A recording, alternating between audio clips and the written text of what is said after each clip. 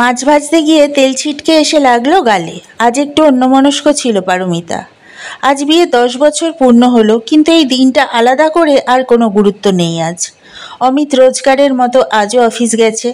রিয়ার আগামী সপ্তাহ থেকে পরীক্ষা, তাই পারমিতাকে রান্না শেষ করেই মেয়েকে নিয়ে বসতে হবে।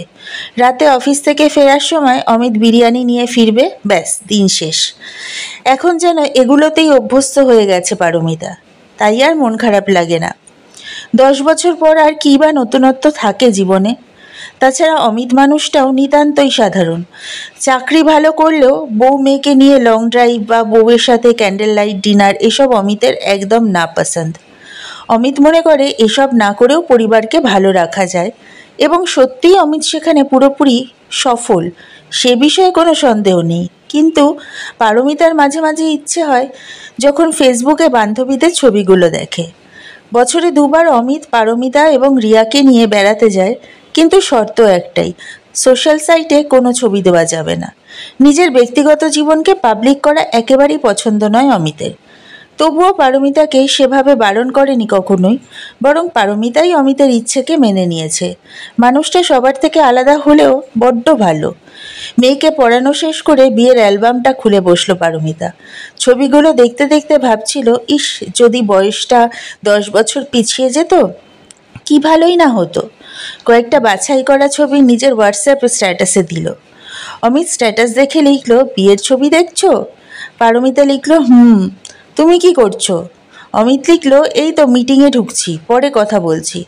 পারমিতা মেসেজটা পড়ে নিজের মনে মনেই বলল, পরে আর কথা কোথায় হয় আমাদের। স্ট্যাটাসের ছবি দেখে অনেকেই অভিনন্দন জানাচ্ছিল। অভিনন্দন বার্তাগুলো পড়তে খুব মজা লাগছিল পারমিতার। পাশের ফ্ল্যাটের রমিতা উইশ করে বলল, কিরে আজ কি প্ল্যান? পারমিতা বলল, ধুর, 10 বছর হয়ে গেছে, আর কি প্ল্যান, রাতে একসাথে ডিনার করব, এই আর কি। রমিতা বলল, তুই সত্যি বুড়ি হয়ে গেছিস, যা অমিতের সাথে কোথাও। পারমিতা হেসে বলল, কি যে বলিস, মেয়েকে একা রেখে কোথায় যাব?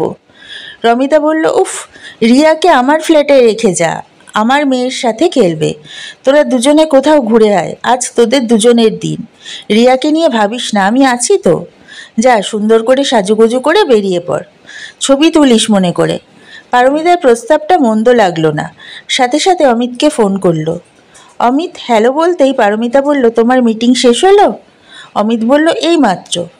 অমিত বলল, আজ তাড়াতাড়ি ফিরবো তোমার পছন্দের চিকেন বিরিয়ানি নিয়ে, আর তোমার জন্য একটা শাড়ি কিনেছি, দেখো তো পছন্দ হয় কি না। পারমিতা চাপা গলায়, চলো না আজ দুজনে কফি শপে যাই, আমি কোনোদিনও কোল্ড কফি খাইনি, আজ খুব খেতে ইচ্ছা করছে। অমিত 2 সেকেন্ড চুপ করে বলল, রিয়াকে সাথে আনছো তো? পারমিতা বলল, ওকে রমিতার কাছে রেখে আসবো। অমিত বলল, ঠিক আছে, চলে এসো। অমিতের কলিগ রথিন পাশ থেকে বলল, কি ব্যাপার ভাই, বৌদি আসছে নাকি? অমিত হেসে বলল, আমার বউ কোল্ড কফি খেতে আসছে। রথিন বলল, বেশ করেছে, যা তাড়াতাড়ি বেরিয়ে পড়। খুব সুন্দর করে সাজলো পারমিতা, তারপর কয়েকটা সেলফি তুলল। রিয়াকে বলল, মা, তুমি একটু মামন দিদির সাথে খেলা করো, আমি একটু পরেই চলে আসবো, ঠিক আছে? রমিতা বলল, কি লাগছিস পারো, অমিতদা দেখে তো ফুল ফিদা হয়ে যাবে। পারমিতা দূর থেকে দেখতে পেল অমিত কফি শপের বাইরে দাঁড়িয়ে আছে। একটু যেন ক্লান্ত দেখাচ্ছিল অমিতকে। পারমিতা ভাবল, ধুর, বাড়ি গিয়ে কোথায় একটু বিশ্রাম নিত, তা না, আমার এই ছেলে মানুষের জন্য অমিতের হেনস্থার শেষ নেই। নিজেকেই অপরাধী মনে হতে লাগলো পারমিতার। কাঁচুমাচু মুখ করে অমিতের কাছে গেল পারমিতা। পারমিতাকে দেখে অমিত একগাল হেসে বলল, আসতে কোনো অসুবিধে হয়নি তো? পারমিতা হেসে মাথা নাড়ল। কফি শপের ভিতরের আবহটা যেন আলো আঁধারির খেলা।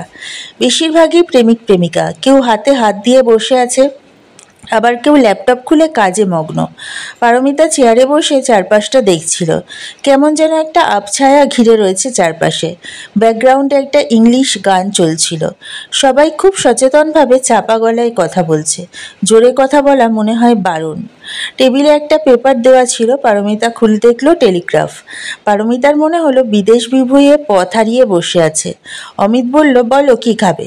পারমিতা বলল, cold coffee with ice cream. Amit মুচকি হেসে বলল, তোমার টনসিলের প্রবলেম আছে, সেটা মাথায় আছে তো? পারমিতা ছেলে মানুষের মতো বলল, একদিন খেলে কিছুই হবে না। অমিত মাথা নেড়ে বলল, ঠিক আছে, তাই হোক। পারমিতা বলল, তুমি কিছু খাবে না? আমি একা একা খাবো নাকি? অমিত বলল, আমি তো কফি খাই না তুমি জানো, একটা স্যান্ডউইচ অর্ডার করি বরং, সেটাই ভালো হবে। পারমিতা বলল, আমাকে কেমন লাগছে বললে না তো? অমিত বলল, আজ একটু বেশি ভালো লাগছে। পারমিতা লজ্জা পেল। কথাটা বলে অমিত পারমিতার গালে হাত দিতে যেতেই পারমিতা বলল, কি করছো এইসব? অমিত হেসে বলল, তোমার বা গালে দাগটা কিসের সেটাই দেখছিলাম রে বাবা। পারমিতা বলল, আর বলো না, সকালে মাছ ভাজতে গিয়ে এই অবস্থা। অমিত বলল, ইস, তক্ষুনি টুথপেস্ট লাগাবে তো? ওয়েটার কফি আর স্যান্ডউইচ দিয়ে গেল। কফিতে চুমুক দিয়েই ঠান্ডা লাগলো, কিন্তু সেটা তো আর বলা যাবে না অমিতকে। পারমিতা বলল, তোমার তো এইসব জায়গা পছন্দ নয়, তাহলে আমায় নিয়ে এলে যে? অমিত বলল, তুমি তো কখনো কোনো কিছু আবদার করো না, আর আজ আমাদের বিবাহবার্ষিকী বলে কথা, তাই বউয়ের ইচ্ছে শিরোধার্য, বুঝলে? পারমিতা কিছুক্ষণ চুপ থেকে বলল, তুমি বাড়িতে আসার পর যখন একসাথে আমরা চা খাই আর সারাদিনের গল্প করি, ওটাই ভালো গো। এখানে কেমন যেন আমার দম বন্ধ লাগছে। আর এই কফিটাও। অমিত বলল, পছন্দ হয়নি তাই তো? সে তো তোমার প্রথম চুমুক দেখেই বুঝতে পেরেছি। এই স্যান্ডউইচটা খাও, নয়তো খালি পেটে থাকলে আবার গ্যাসের প্রবলেম দেখা দেবে। পারমিতা বলল, ফালতু ফালতু তোমার এতগুলো টাকা খরচ হলো আমার জন্য। আসলে একটা দিন একটু অন্যরকম কাটাতে চেয়েছিলাম। অমিত বলল, ধুর পাগলি, এতক্ষণ আমি তোমার সব কথা শুনছি, এবার আমি যা বলবো তোমাকে তাই শুনতে হবে, ঠিক আছে? কফি শপ থেকে বেরিয়ে অটো ধরে সোজা বাঘাযতীন মোড়।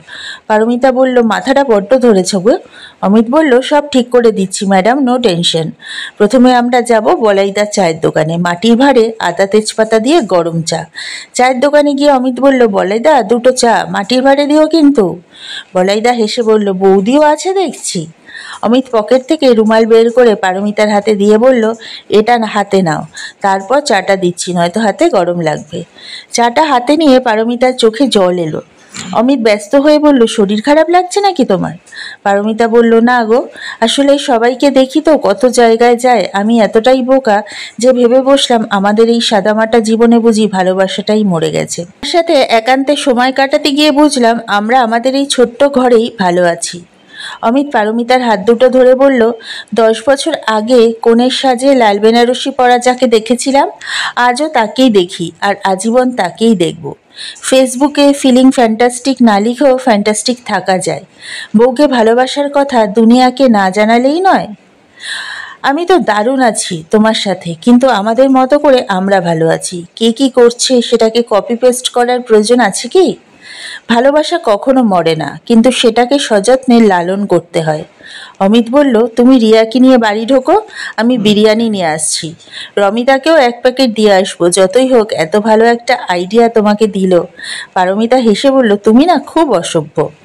অমিত বলল, সে তো বটেই, আর তুমি বাড়ি গিয়ে গরম জলে কুলকুচি করে নিও, নয়তো ব্যথা শুরু হবে আবার। হঠাৎ করে চারিদিকে আলোর রোশনাই দেখা দিল। আকাশের দিকে তাকিয়ে পারমিতা দেখল শুধু আলো আর আলো। পারমিতা অমিতকে বলল, আজ কোনো খেলা ছিল নাকি? আকাশটা দেখো, মনে হচ্ছে হাজার প্রদীপ জ্বলছে। কারা এত বাজি ফাটাচ্ছে গো? অমিত পারমিতার হাত ধরে বলল, আমাদের বিবাহবার্ষিকীর উপহার মনে হয়। পারমিতা অমিতের হাত দুটোকে জড়িয়ে ধরে আকাশের দিকে তাকিয়ে রইল। সত্যি তো, আজ মনে হলো এক আকাশ আলোর রোশনাই বুঝি কেবলমাত্র ওদের দুজনেরই জন্য।